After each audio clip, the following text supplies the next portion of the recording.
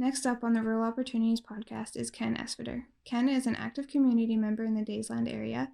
He is a farmer with a passion for agronomy and formerly worked for Alberta Agriculture. He is the president of the Battle River Railway and sits on the Battle River Train Excursions board. He is a train enthusiast and is a volunteer and a conductor for Battle River Train Excursions. Ken is so personable and easy to talk to, we could have easily done a whole nother podcast episode with him. If you're watching on YouTube, you'll be able to see Ken in his train conductor outfit. Thank you for joining us, and we hope you enjoy this episode. Hi, Megan. Hello. How are you? Good. How are you? Oh, great. It's nice to virtually meet you. Yeah, nice to meet you too. You don't run into the surname Lethbridge that often. I know. Yeah, it's everybody thinks I'm from Lethbridge, but I'm actually not. So have you been to Lethbridge much? I have actually been there. I haven't been in a while, but yeah, I've been a couple times. Sure. Yeah, I've been there a little bit, but I'm not that familiar with Lethbridge, other than the big bridge. The bridge is nice. Right. Yeah, exactly. Or I guess it's a bridge. Well, I'm so glad to have you on here today. Welcome to the Rural Opportunities podcast. Sure. Well, thank you. Tell me a bit about yourself. I'm from Wetaskiwin, and I grew up on an acreage there, and I went to Olds College, and I have a background in environmental stewardship and rural planning. Really? Oh, yeah. And so I worked at Camrose County for a little bit. I worked at another county down in Three Hills, and then the CRE found me, and now I'm here. So when we were there about 2 years ago, the Friends of the Battle River Railway, well, you guys gave us that little award. Were you there that time? I wasn't. No, I've been here just for a year, almost a year and a half now. Oh, okay. So that would have been just after. Yeah. Okay. Yeah. So environmental stewardship. Yeah. Well, that's good to hear. We need a lot more of that. Yeah, I think so too. And it was a mix of agriculture and environmental stewardship, which was really nice. I originally had went in going to take reclamation, and Right. I took a couple of those classes, and I really didn't like it. And Yeah, I can't imagine taking that myself. Yeah, but caring about water and trees and all that stuff, that I like. So yeah. Well, you'll have to become a farmer. I do actually have a flower farm on the side. Oh, yeah, a flower farm. Yeah, so that's good. in Wetaskiwin. In Wetaskiwin, yeah. Oh yeah. Yeah. No, there's a whole lot more young farmers that need to learn about ecology rather than learning about the next chemical that his weeds are going to become resistant to. Right, for sure. There's a lot. I'm in the process of building it's a plow actually is what it is. And I've been zero tilling for 32 years, right? Mm-hmm. And but we're being strangled by resistant weeds, wild oats in particular. For sure. And if we don't find another methodology of dealing with them, agriculture is going to be going absolutely nowhere on the Great Plains. Zero till has been fantastic as an erosion preventer and a soil builder, but just terrible in terms of weed control. Yeah, especially wild oats, hey? Yes, especially wild oats. So I'm hoping I'm about 3 days away from my prototype being ready. So when the snow is gone and I can go out there and test it. I did a little hand test last year. I've always been quite interested in research. So by hand with a spade, a front edge spade or a square edge spade, I took a 5 foot by 5 foot piece of ground that I knew had lots of wild oats because I counted them. Mm-hmm. Guess how many wild oats I counted in a per square yard in these places where I was doing my work. Oh, I bet like hundreds. Like try multiples of hundreds. Wow. Up to 8,000. Holy smokes. Yeah. Do you think that's enough? That's a lot. Wow. And anyway, and depending on where you are, a significant portion of them are resistant. and the other ones are developing more resistance. So Mhm. I scraped off with my spade the top 2.5 inches of soil, and I put it on a separate sanitary pile. Now this is a 5 foot by 5 foot a little plot. It's part of a bigger plot that I was working on, and then I took off the next 2.5 inches of soil, so it's the bottom of the A and a little bit of the B, put it on a sanitary separate pile. Then I took off the third one, going down to 7.5 inches, right, and kept it separate. So then I put the topsoil down on the bottom, spread it out nice and uniformly. And then I put what had been the bottom layer on top of that, so it's now the middle layer. And then the new topsoil is the bottom of the A and a little bit of the B. Mhm. And I staked it out nicely, and I watched it all summer. So guess how many wild oats grew? Because this was the 15th of May when I did this. Prime wild oat germinating time. Did you have any? That's right, none. Ah, No wild oats. So do you think that made me excited? yeah. Uh-huh. So anyway, I'm developing a plow now that has the ability to, in Britain, they've got plows that have what they call skimmers on them. And these skimmers they go right in front of the moldboard. Mhm. And so these skimmers have the ability to be adjusted. And so you can peel off a portion of the topsoil, and that piece of, say, 2.5 or 3 inches of topsoil, and that'll lay that down in the furrow that it's following. And then the other part of the moldboard that comes behind will take the other 4 or 5 or 6 inches, whatever else you want to plow, and turn over on top of the topsoil. So you're burying your topsoil at least 5 inches deep. Well, that'll be very interesting. Will it ever? Yeah, wild oats are a pain in the butt. So by about the end of July, I'll know if I should be partying or sulking. Yeah. Well, I hope that goes well for you. Yeah, thank you. So your reputation precedes you a little bit. Our buddy Oh, really? Gregorowicz told me a little bit about you, and Oh, Don, you said Don Gregorowicz? Oh, yeah. yeah, Hey, he's moved, eh? he has. Yep, he's living it up in Calgary right now. Yeah. Yeah, and I know that he'll be listening to this, so that's exciting. So can you tell me a little bit about yourself, Ken? A little bit about myself. Mm-hmm. Well, I've kind of lived off and on around here. I have a Bachelor of Science degree in agriculture, and I graduated so long ago that you probably can't even recall when that time was, eh? But I've always enjoyed agronomy, and I worked in extension for a while with Alberta Agriculture back when they had extension. Mm-hmm. And I was born to be an extension person and farmer, because I just love agronomy, and I love interacting with folk, right? So I did that until 1979, and then I came back to the farm. My dad was getting ill, and we came back, bought land here in Daysland, Alberta. The greatest little town in the Great Plains, by the way, but there are a lot of really close seconds, right? Yeah. And proceeded, wasn't long after that, proceeded to develop a zero-till system that worked here. We started zero-tilling in 1988. We started creating resistant wild oats in 1980. Yeah. And then, it was really interesting, learning to grow peas and flax and various other things, because that's one of the other shortfalls of prairie agriculture. We have too few crops. But I've always been involved in community things. I was involved with the Battle River Applied Research Association, Okay. and really active with the curling club. We got a bonspiel, a farmer's bonspiel going, and it's about 30 years old. And then 20 years ago, we started, we resurrected the old theater. I don't know if you know about the theater in Daysland. I don't think I do. Anyway, it's an old movie theater, and you know how all the little towns had one.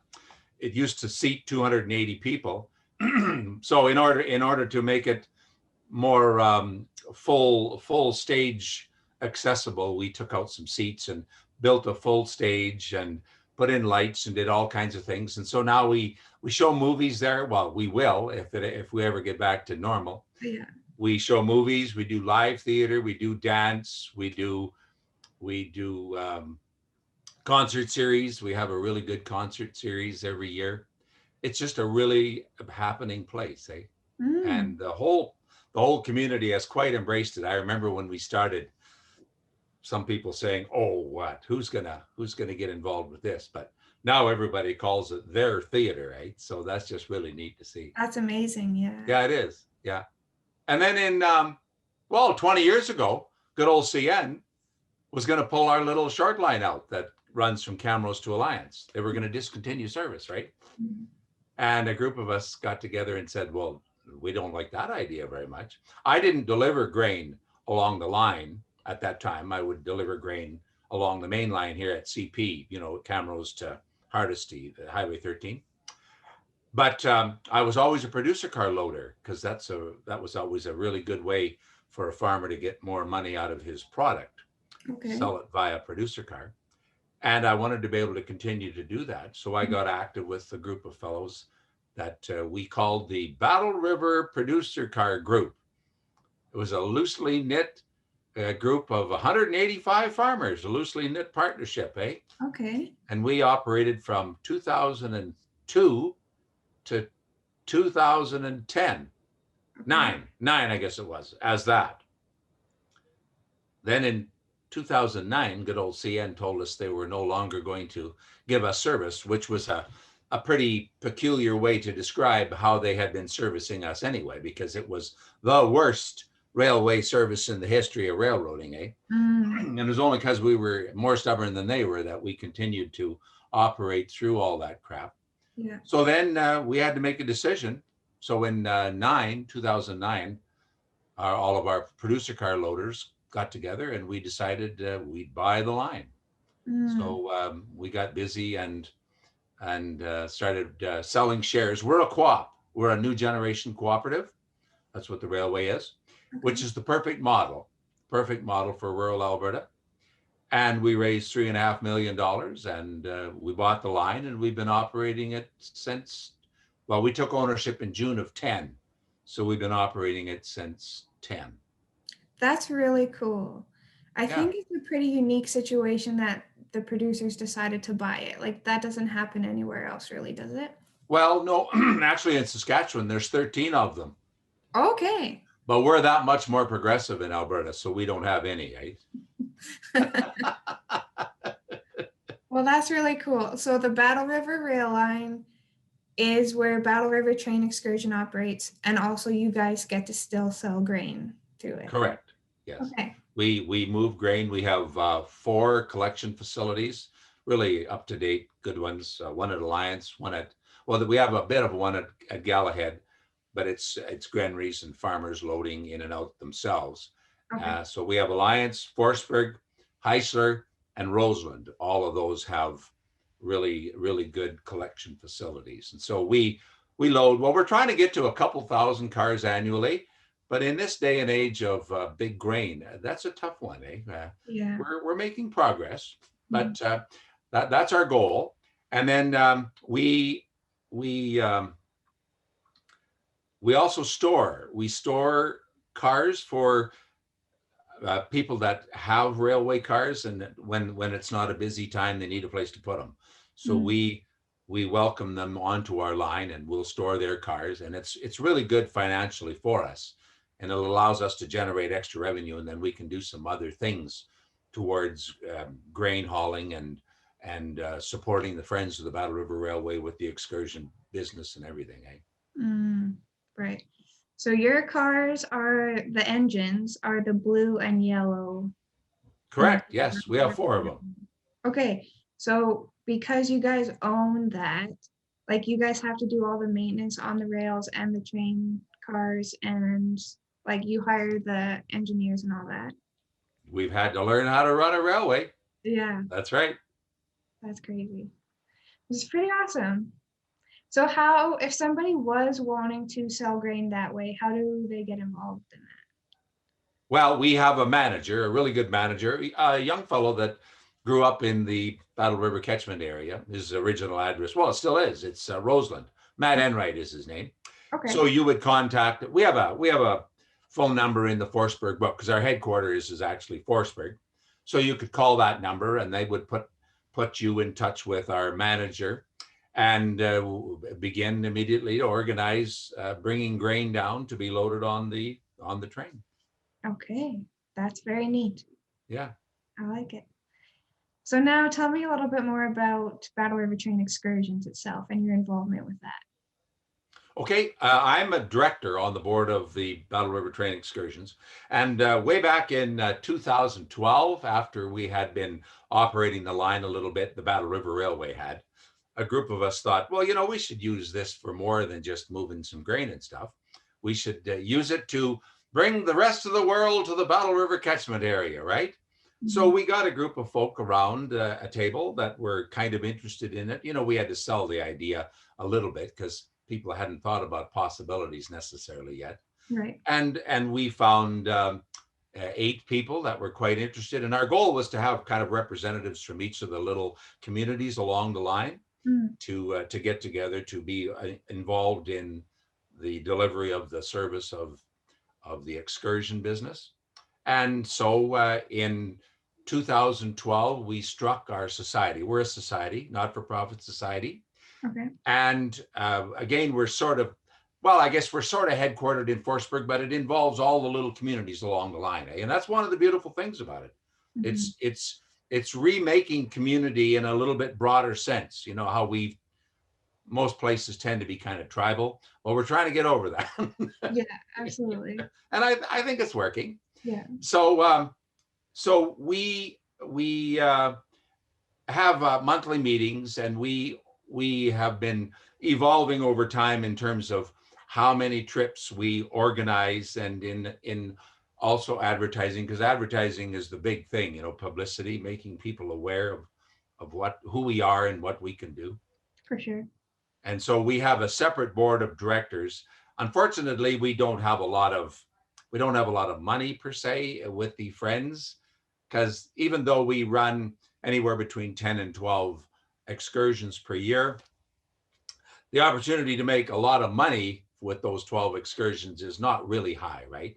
Right. So we're always in need of extra dollars, particularly for capital items. If we want to do, like if we wanted to buy another car, which we should do, we have to appeal to our people to see if they would donate money towards that, eh? For sure. And it's worked well. That's the reason we were able to buy a car in the first place. A car, and we did some work to our station. We have a really nice station in Forsberg, and that came about because of the incredibly generous support of people in the catchment area that love trains almost as much as I do, and they thought it was a good idea to go ahead and do some of these things. Awesome. Yeah. That's great. And so you are, along with being a board of director, you are also a conductor on the train. Yeah. Yes, I am. I have my papers to be a certified conductor, because you have to go to take a bunch of rules, when you want to be a conductor. Right. But if you're on the train and you're trying to act like the interactive person with all of the people that get on, it's really hard to conduct and do that. Right. So generally what we do is we have what we would call a conductor on, who looks after things that the conductor has to do.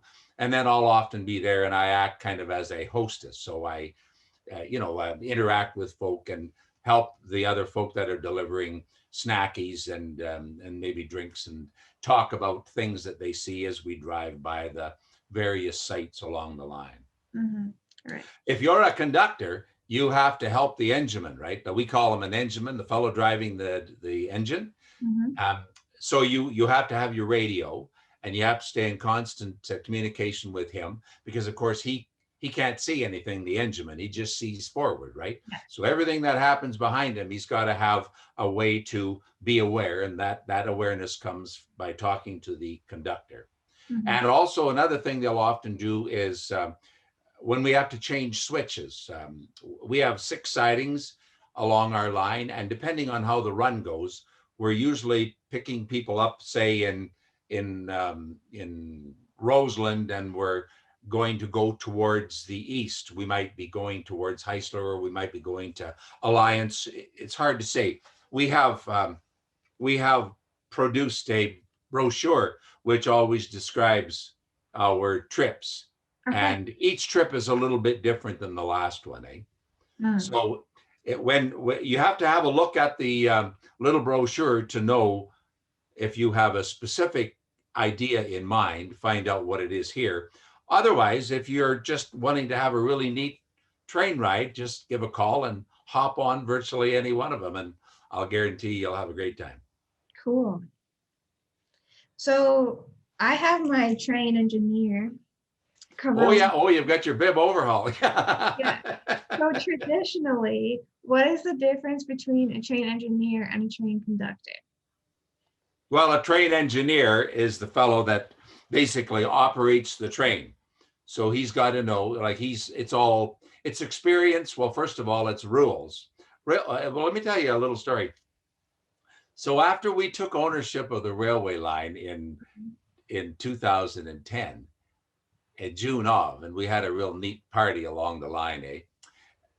We thought, oh, well, haven't we accomplished something here? Well, come to find out, not that much yet, eh? Because now we had to go take rules. 6 of us went up to Sherwood Park, no, St. Albert, and we sat in a classroom for 2 weeks learning all the rules of railroading, eh? Yeah, there's a Oh, lot. brother. That was almost overwhelming because that's a whole different speak than what farmers are used to in a way, eh? Right. So you learn about you learn it's a lot about safety and procedures that are allowed or not allowed. You know, if you're driving the engine. Oh, that's the other thing about an engineman. You start from scratch, right? You're a kind of a Joe Boy conductor for a while, and then if you want to become an engineman, you have to put in enough time so that you're familiar with how railroads operate, and then if you've got access to an experienced engineman who could teach you, then it's a kind of an apprenticeship program. You can work with that person, and over time, when they decide that you're experienced enough, you could then do your inaugural run. So everything takes time. Yeah, you got to put in your time. You have to put in your time. But anyway, so what's the difference between an engineman and a conductor? The conductor is in constant communication. So for example, if a train ever has to back up, the conductor is the fellow that helps him decide. Or if he has to get out to the spot so he can visually see that everything is safe, and he conveys that information. If the train ever has to put cars together or take cars off, it's the conductor that is standing right there and relaying all of the information that the engineman needs to know.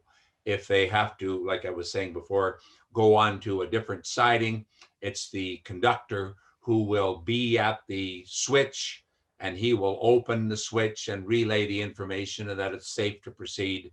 And the engineman will do all that. And then the conductor puts the switch back into the original position and relay that information. So it's all about being the eyes on the ground and relaying that information to the engineman. There's a lot of communication. Sorry? There's a lot of communication that needs to happen to make everything run smoothly. Yeah, it's all about communication. Yeah. Absolutely. So Ken, how did you get excited or passionate about trains yourself?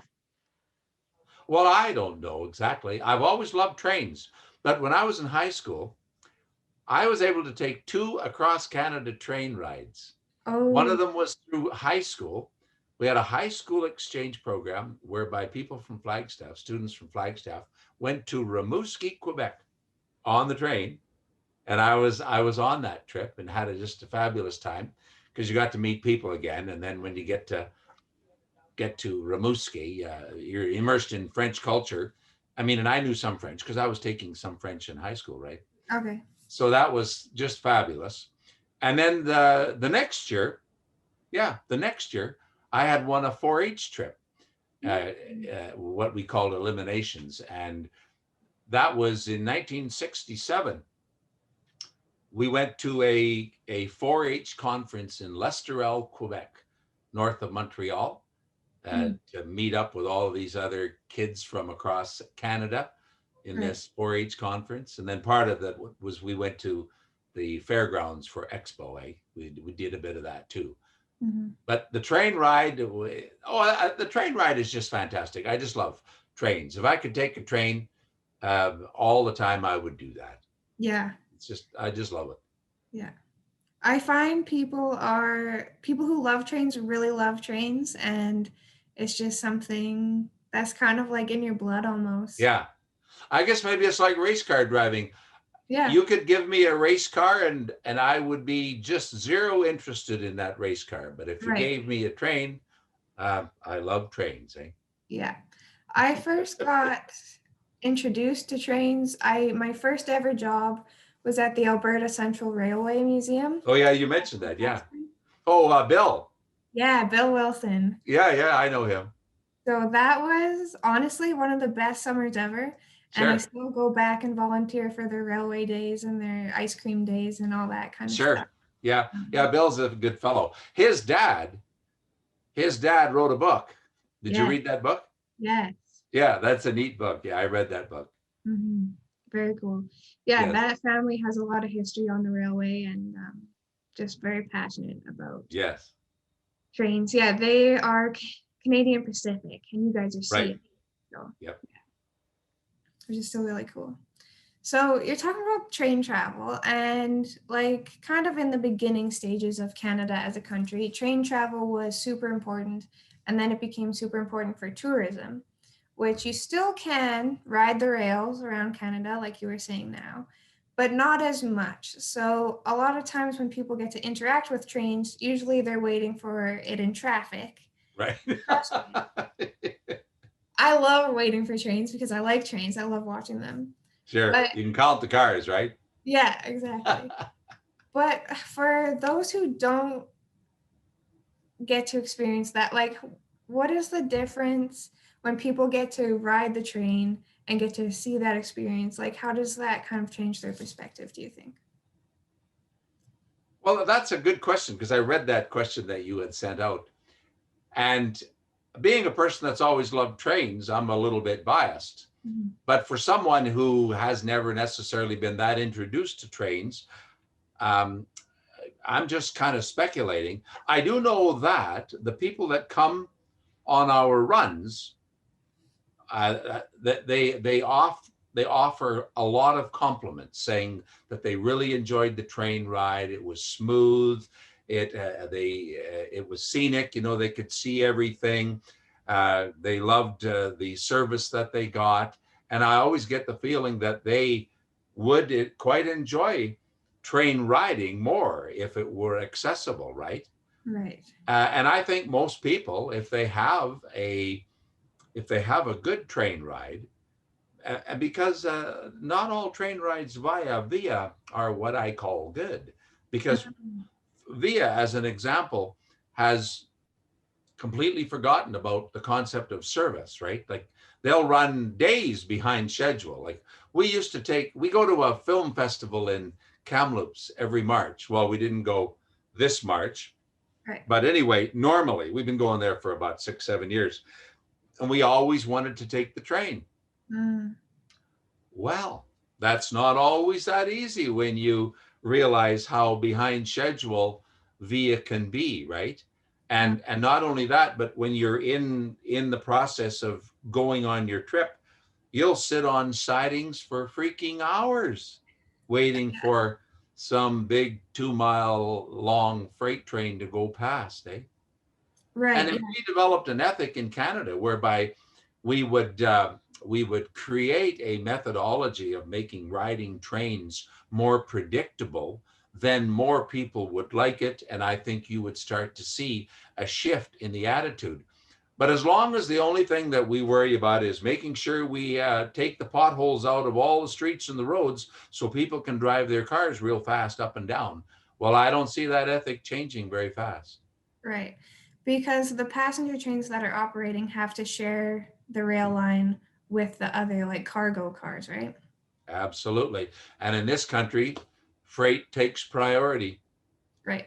I understand that, but how long are we going to allow that to happen? And it would appear lately that it's going to be forever, but maybe at a point in time we can start to change that. I don't know.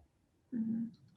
So what is the service like on the Battle River Train Excursion? Fantastic. What When do we say we're leaving at 2, we're leaving at 2. that too? And when we're coming home at 5, we're coming home at 5. Yeah. And we'll entertain you on the train. We'll give you snackies on the train. We'll take you to the engine if you want to ride on the engine and find out what that engineman that you asked about earlier is doing. And when, in fact, one of the things that I'm thinking of doing, because I'm kind of the consist, the train and its cars and stuff, we call that a consist. Okay. So one of the things I'd like us to be able to do right now, we can walk. Okay, so what have we got in a consist? We have our caboose, then we have a gondola car, an open air gondola car. Then we have with a nice deck flooring. Then we have our passenger car. Then we have our engine. And oh, there's one other thing. We have a genset car, which provides the power so that we can heat the caboose and the passenger car.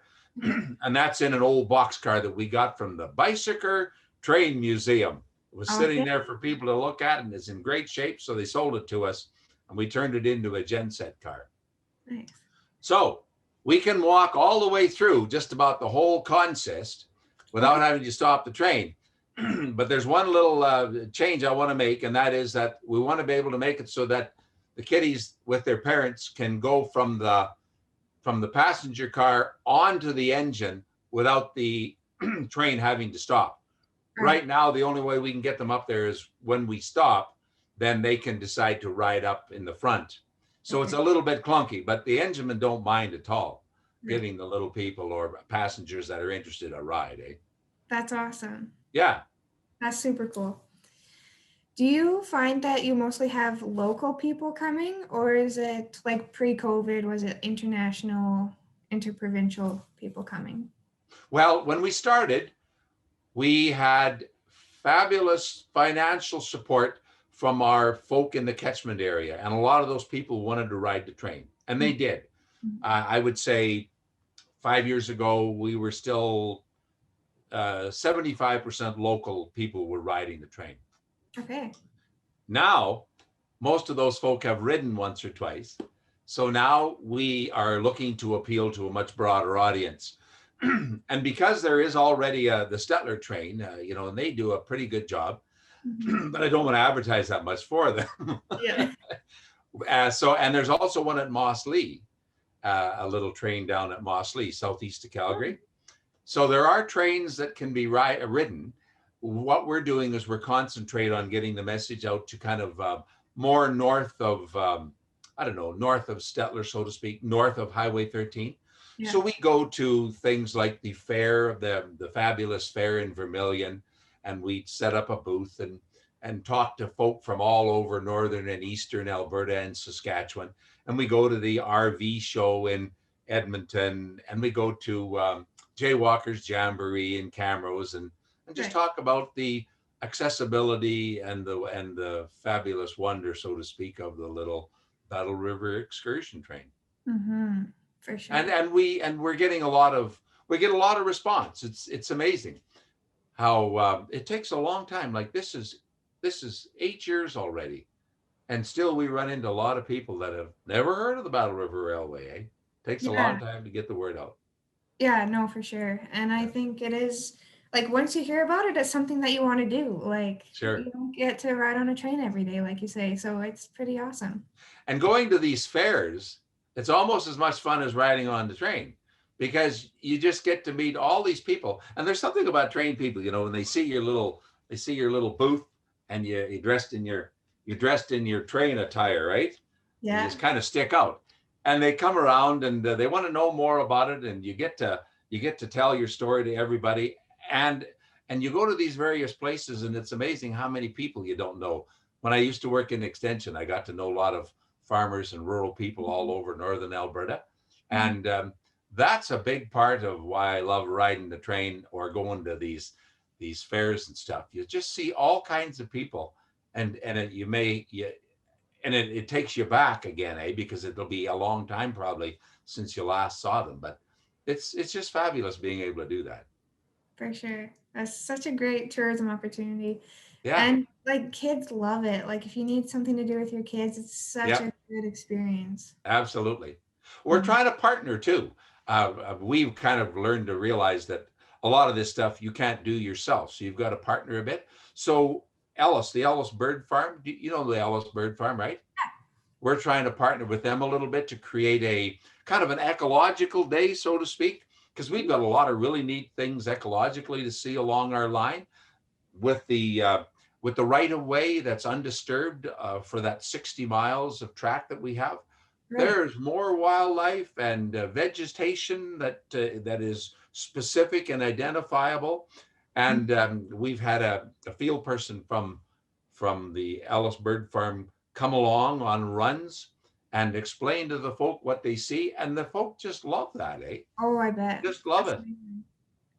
And we're trying to develop a partnership arrangement with the what's it called in Edmonton, Fort Edmonton Park, because Okay. they've got the ethic, the train ethic, and we figure it'd be a great way to expand their awareness and our awareness, but it's going to take a lot of work. And then of course COVID hasn't helped. It's been a full year since we've been able to really talk to anybody.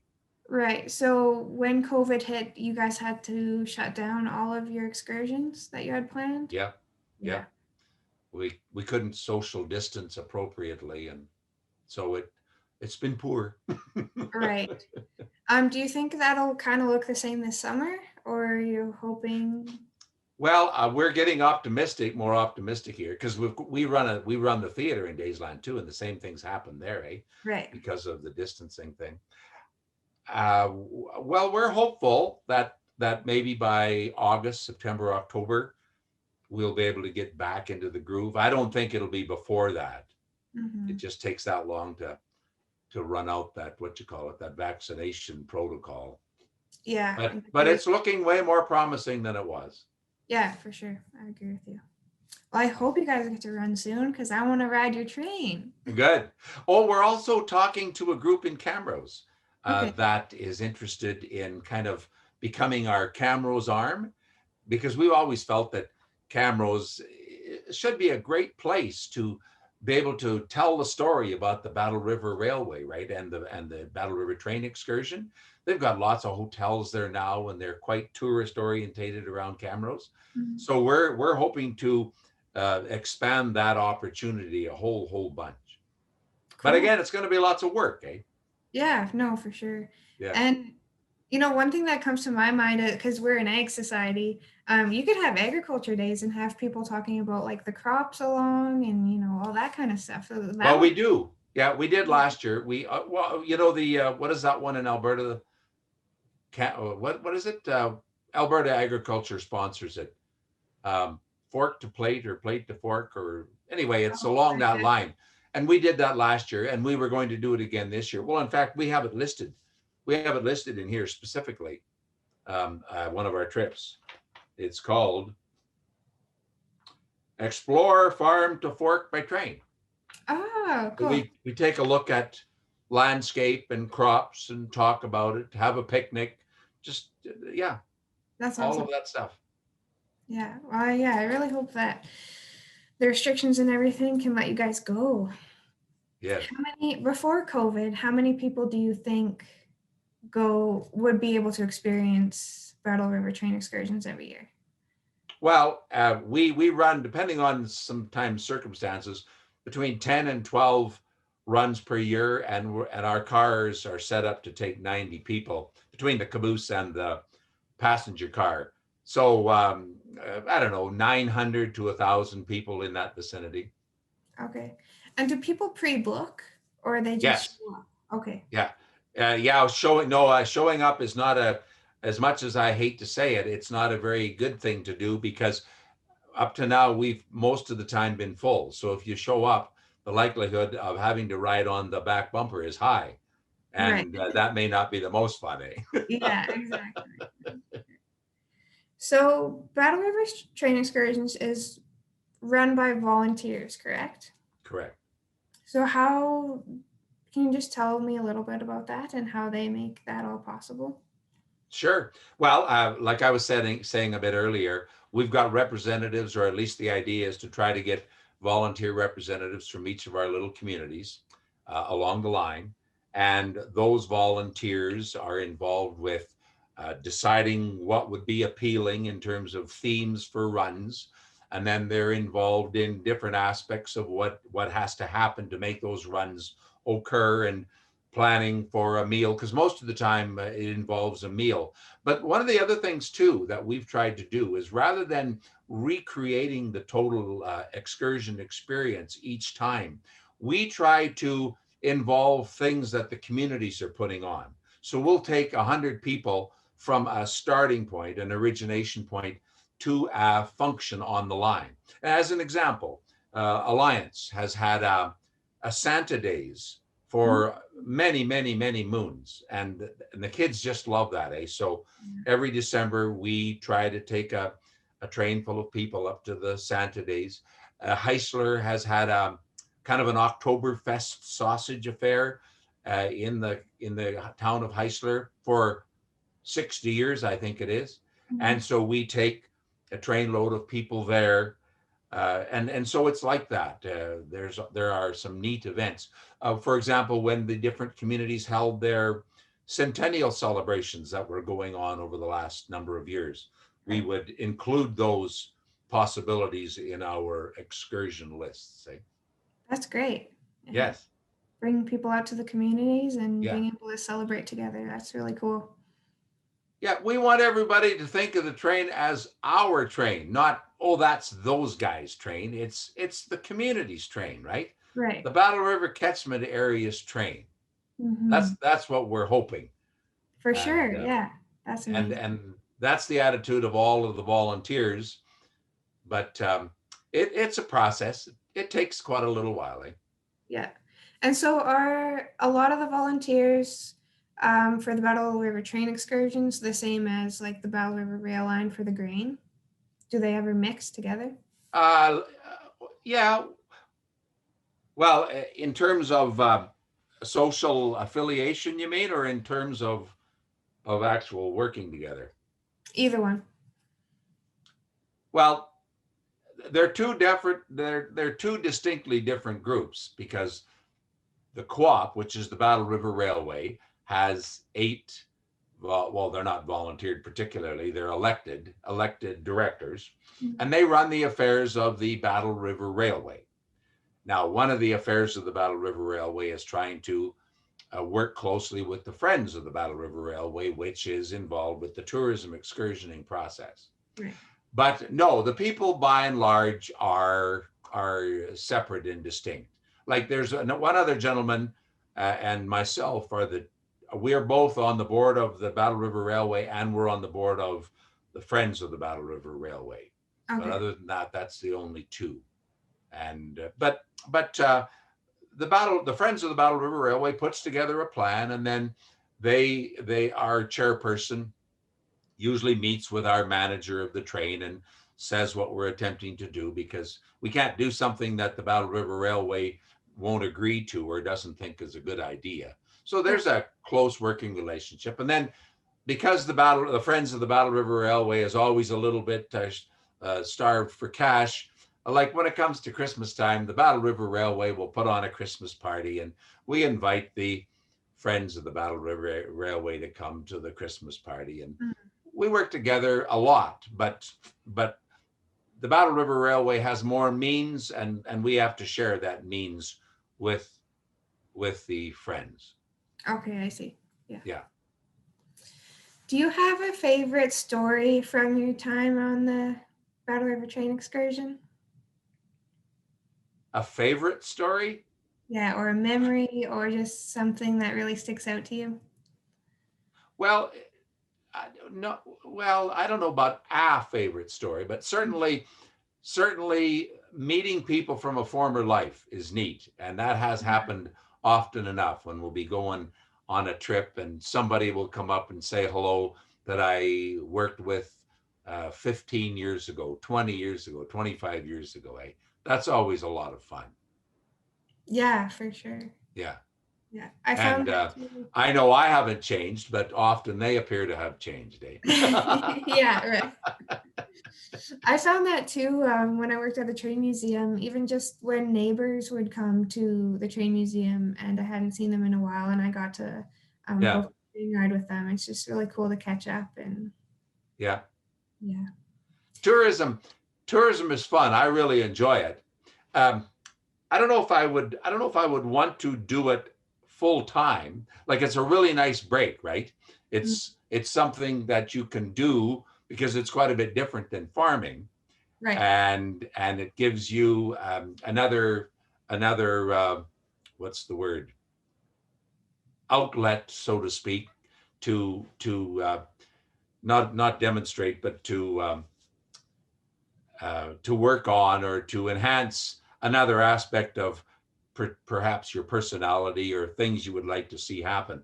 I've been involved in community development forever, Hmm. and when I went farming, in my estimation, going farming wasn't a lot different than being an extension agent, because you were your idea then as an extension agent is to get people to work together to appreciate the gifts they have, and to take a look down the road, have a vision about things that they would like to see, and help everybody get there. Mm, And in my estimation, when I was farming, there are so many things that the rural landscape could use as an enhancement to not only making a livelihood, but also the social aspects of being in the rural, that it's a continual extension process, really. right, for sure. And tourism is a really good driver in that because it lets people know that there's some really cool things out in rural Alberta and some great community that surrounds that too, like going out to the community dinner in Heisler. And yeah. Absolutely. My Sharon and I, my wife's name is Sharon. we we've done a little bit of traveling, further away and stuff, but we just love taking a week or 10-day trip to Saskatchewan or Manitoba or BC, and discovering or rediscovering aspects of Canada that we should know about, right? Going out to the Maritimes. I mean, it's the greatest place in the world, and you have to plan to be able to do it, but it's just the neatest thing to be able to do. For sure. We have so many cool spots in Canada, and it doesn't get promoted enough. No, Um, I don't no, know. everybody's got to hop on an airplane so they can go somewhere exotic, right? Yeah, exactly. We have so much cool things to see here, and we need to explore Yeah, it more. absolutely. So, if you were going to tell somebody, if someone was interested in moving to this area, what would you tell them about it? Well, it's interesting you should bring that up. Um, do you know the song, oh, you're so young, you probably wouldn't know this song. It's called Please Come to Boston by No. Dan Higgins. Anyway, it's about a it's about a gal appealing to her boyfriend or whatever to come back home, eh? And Mhm. it starts out, please come to Boston. And he's a rambling man, and he doesn't necessarily want to do that. He wants to see stuff. Well, anyway, I took that melody. I sing a bit, right? I took that melody and I wrote different lyrics. And the lyrics are about, please come to Daysland and please come to Flagstaff to enjoy all the wonderful things that are here. And if you come, it'll be even more wonderful. Mm. So it's a kind of a neat, and it's a kind of a neat little melody. Um, I don't know exactly how we're going to entice about 10,000 more people to come back to Flagstaff, because if we had 10,000 more, everything would be so much better Mm. in terms of being able to provide service at an affordable price and just hosts of things, right? And if enough people listen to this little song and like it, maybe there'll be two or three come out here and visit. Eh? For sure. I love that. That's really cool that you wrote a song about that. Yeah, I'm going to try to get it done up on a video and see if there's two people that like it. Eh? Yeah, for sure. Well, we'll definitely share it when we see that come up. Sure. Okay, so that got me sidetracked a little bit. What was your original question? If someone was looking to move to Flagstaff or Daysland, what would you tell them about it to convince Well, them? it's like I said to you, Daysland is the greatest little town on the Great Plains, but there's a lot of close seconds, and there are. Um, Little towns are just a fabulous place to be. You know everyone. Daysland, for example, has everything to do that you would want to do. We have a theater, we have a golf course, we have an arena, we have a curling club, we have a hospital, we have a school. We have everything you need, or close access to something else that exists in a little town. If you want to swim, you can go to Killam and swim. There's Mhm. no lack of things that you would call needs when you live in a rural area. And somehow or another, we've got to have people begin to re-understand that this is a fantastic opportunity for them. And I would just say, and it's affordable. In many instances, you don't have to put up with all of the competition of three people to get that last house. You can have really, really nice and affordable housing out in little town rural Alberta. For sure. And that is a big thing right now. Mm-hmm. Yeah, I think there are some studies that are showing like people my age, like 25, 30-ish, are wanting to move back out into the country. Sure. And just maybe are not sure how yet or just trying to figure that out. So I hope that in a few years here we'll see the rural communities have a little bit of a boom again. But I Yes, think it is like tourism places like yours and just talking about the community of it and what rural towns have to offer is really important that we share that. I think so. It's well, what did we say? Well, it's a gem in the rough, so to speak. A lot of people don't think of it first. They somehow have to go somewhere exotic. Often the further away seems the better, but I must be pretty old fashioned because I figure it doesn't get much better. I live a 2 minute walk away from the Daysland Golf Course. The Daysland Golf Course is one of the nicest golf courses in Alberta. There you go. Like what a hardship, eh? Yeah, it's just right there at your fingertips. So Yeah, a 2 minute walk. yeah. Well, and our farm was only ever like my son and his family live on the farm now. We live just a mile west of Daysland. And so even when we lived there, we were really close to things. But being out in the rural area is just fabulous. Like those grandkids, when we go out to the farm, how much they love being out there because they can do whatever they want out there. They love being in the outdoors too, skating, tobogganing, skiing, playing ball, soccer, you name it. It's all available to do. Hmm. There's space to live and have a free range childhood and Exactly. My oldest grandson is 11, and he's into the treehouse phase now. mm, All boys in the rural area go through that, eh? yeah. I spent most of my childhood building tree houses and go-karts. Ah, there you go. Yeah, we definitely had some tree houses, but they were more of just trees. Like there was nothing built on them. They were just trees that we liked hanging out around. Sure. Yeah. Well, yeah, exactly. Yes. For sure. Um, I wanted to ask this before. You called the Battle River Rail Line a short line. What does that mean? Well, back in the day when railways were being built, they had what you called main lines, which could go basically kind of coast to coast, or they went long distances to provide the essential transportation. And then everything else after that fed into those main lines. Mhm. Well, there were a lot of short lines built in those days because trucking really wasn't particularly advanced yet. So they would run these short lines to communities that were somewhat isolated from the main lines. And that's where we go. We go from Camrose all the way along down to Alliance, Alberta.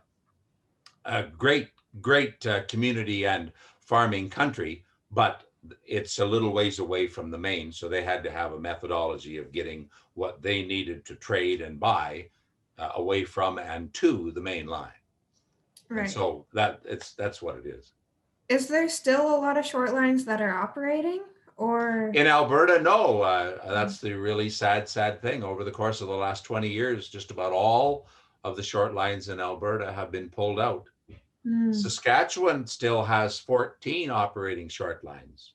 Right. Saskatchewan had a provincial government that realized that it would probably be useful for their general economy and geography in the long run. And so they helped communities purchase and maintain to a degree their short lines. Saskatchewan, well, they used to call it the Saskatchewan Short Line Association.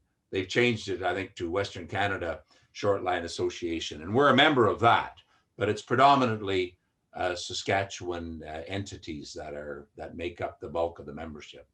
And do you know what happens to the rail lines if they do get shut down? Oh, they get pulled up, sold for scrap.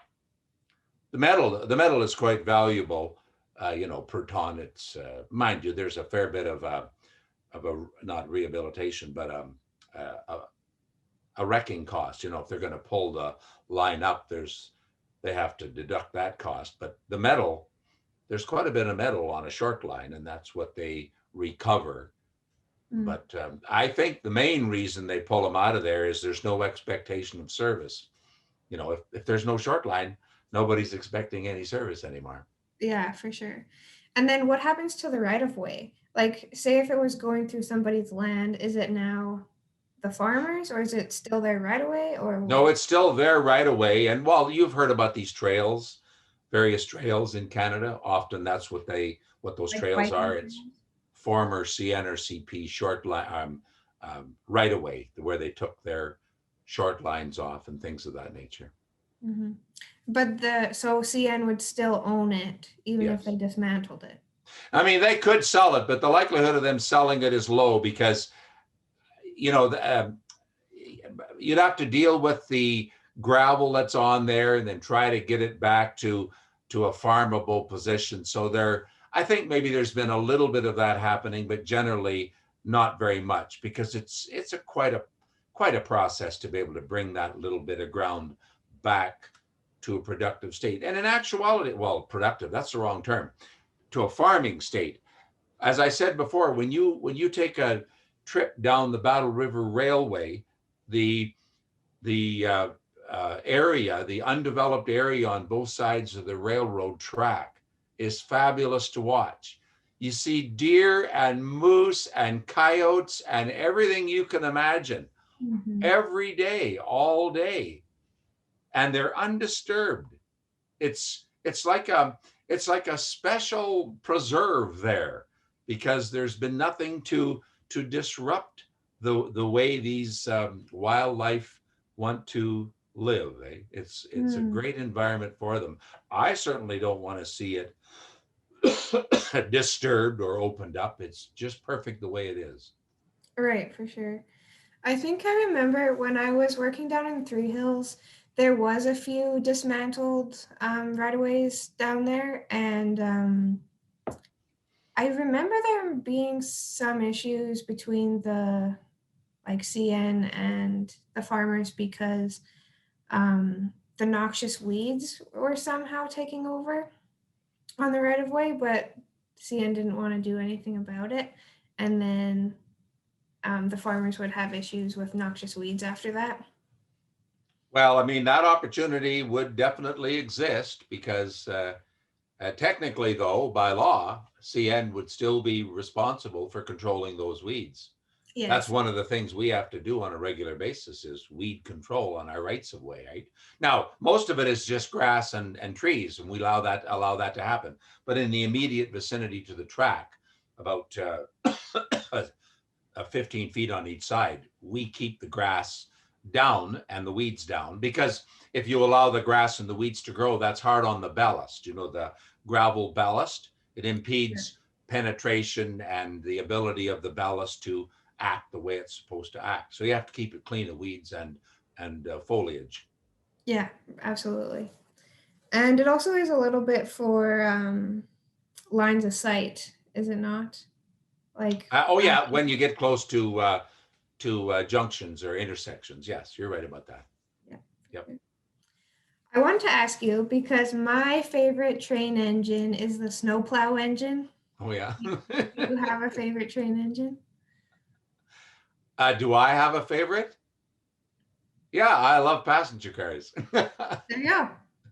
Yeah, that makes sense. And I also wanted to ask you, most people who love trains have like something historically that they just love about trains or a favorite fact or something. Do you have any, like a favorite thing about trains for you? Well, I mean, it's a whole ethic, it's a whole environment, the concept of train. And if you love trains, well, then there are so many possibilities that you can see for those trains on the landscape generally.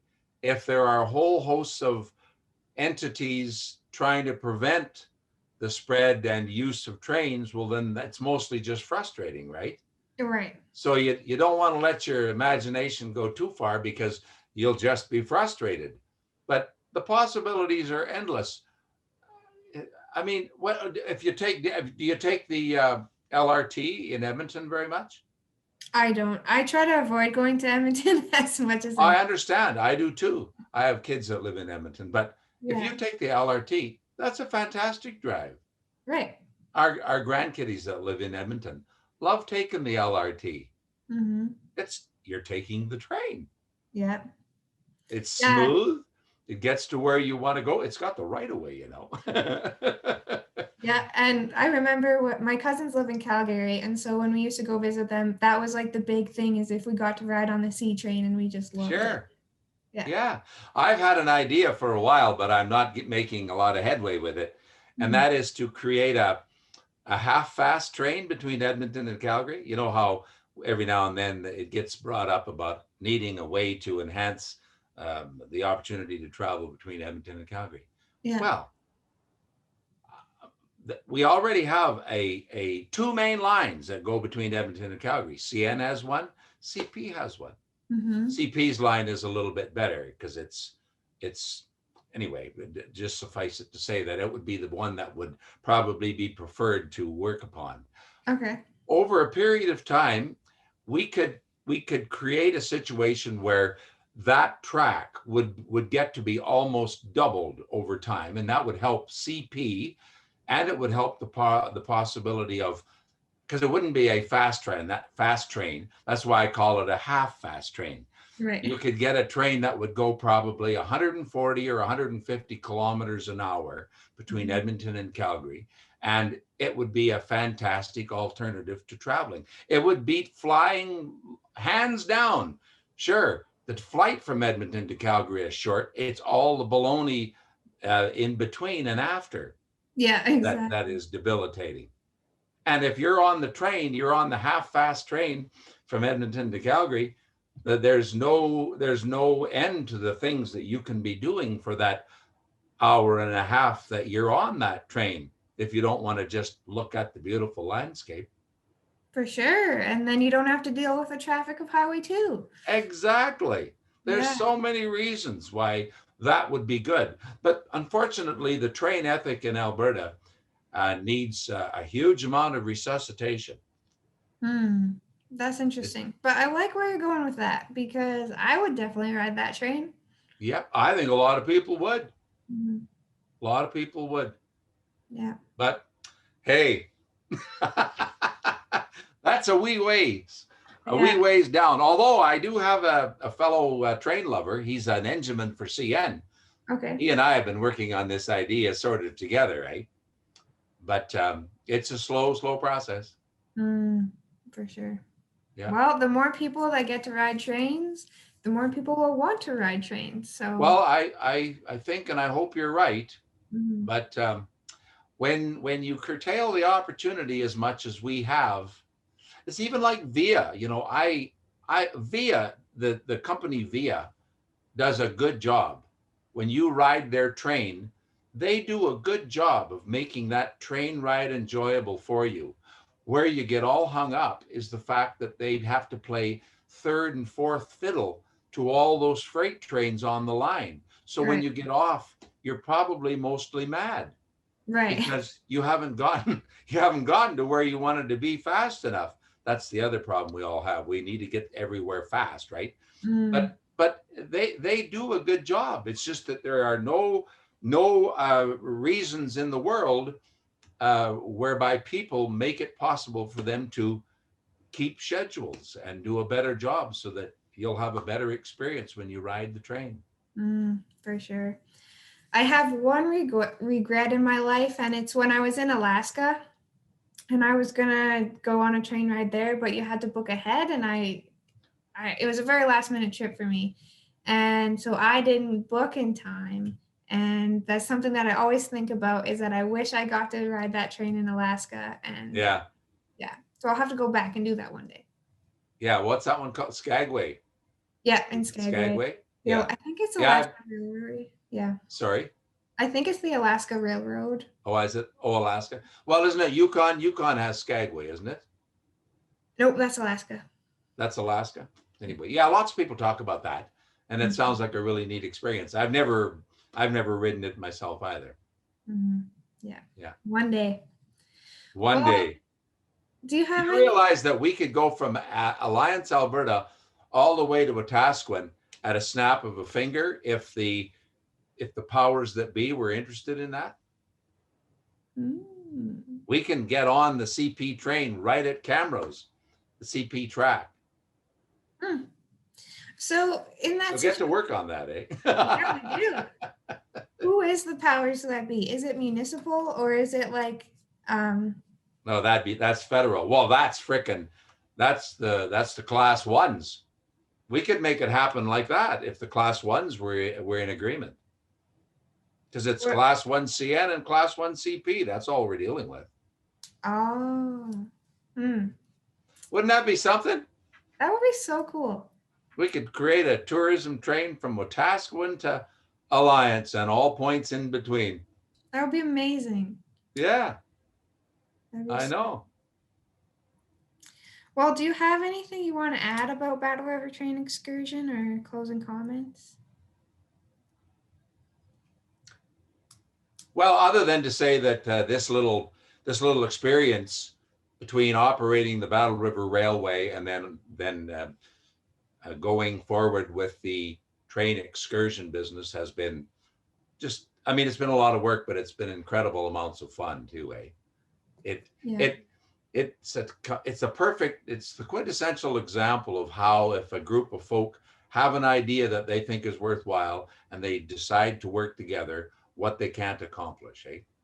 It's a fantastic example of that. Despite all of the things that other entities, peripheral entities, kind of throw in your way as roadblocks.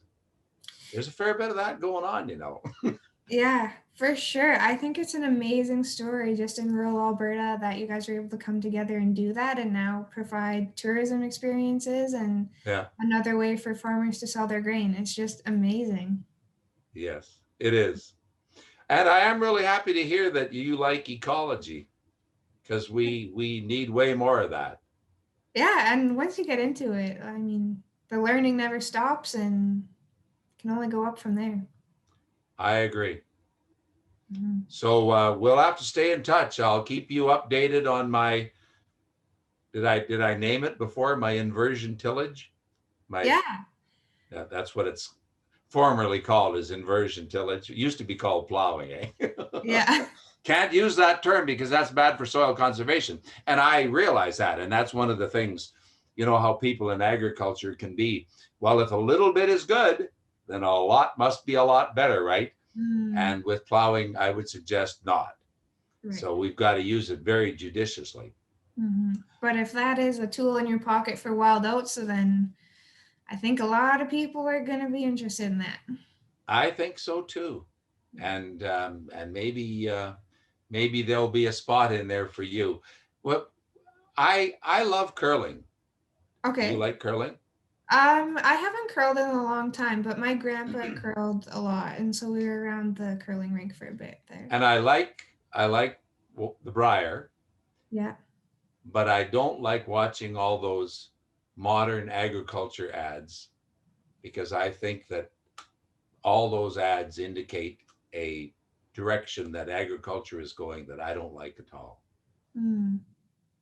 Where you know what the direction is now? Three guys in Alberta want to farm all the land in Alberta. And you know, when I started zero tilling in 1988, I thought, man, this is going to be great, right? We'll be able to do a better job of conserving soil and getting the crop in, and then we've got a little time to work on community development things. But that hasn't happened. All right. Every farmer is just too worried about grabbing some more land because with this system now that we've created, he can do that, or she. It's mostly he, but. Well, I will give you some encouragement on that note. We just did a podcast episode with Young Agrarians, and they're a group that I've been a part of for a couple years now, even before I started the flower farm. Right.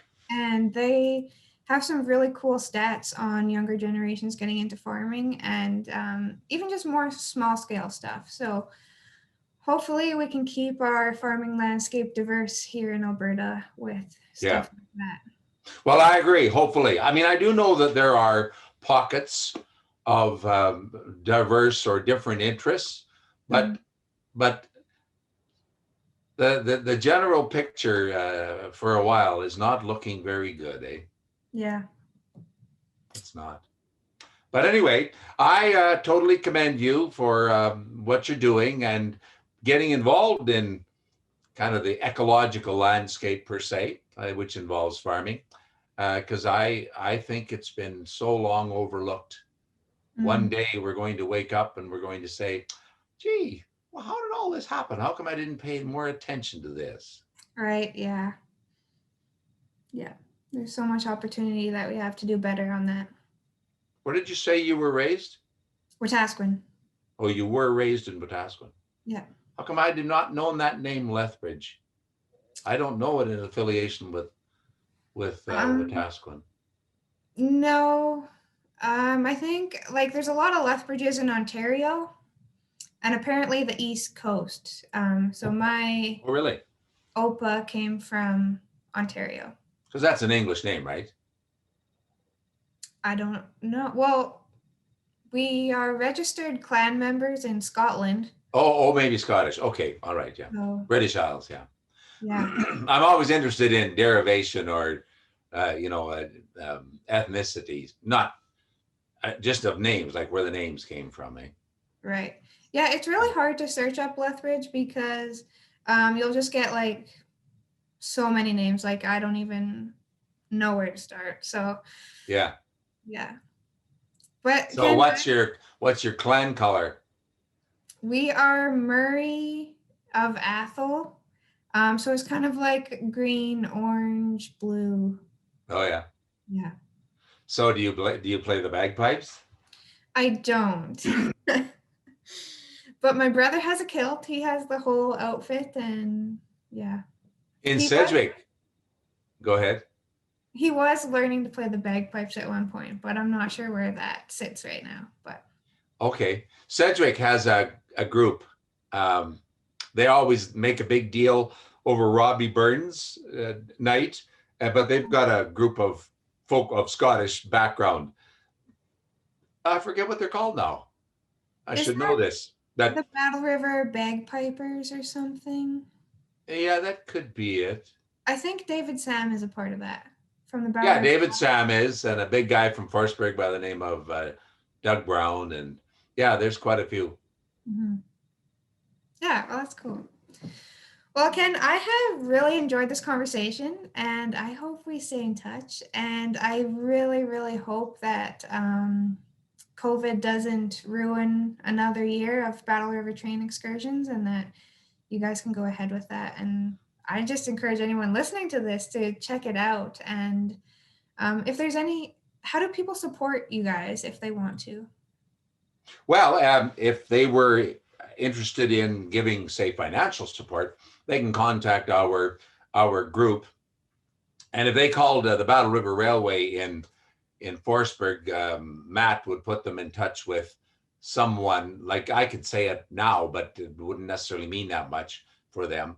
But they could donate monies to the Friends of the Battle River Railway. They can get involved as a volunteer because the group is always looking for people who would be interested in volunteering. We have a group called the Platinum Club, which back in 2012 was created. We had asked a bunch of people in the catchment area if they would give us $1,000 so that we would have some money to begin doing some things. And we were able to collect $135,000, and that allowed us to buy our first car, and then it allowed us to do some work to our station.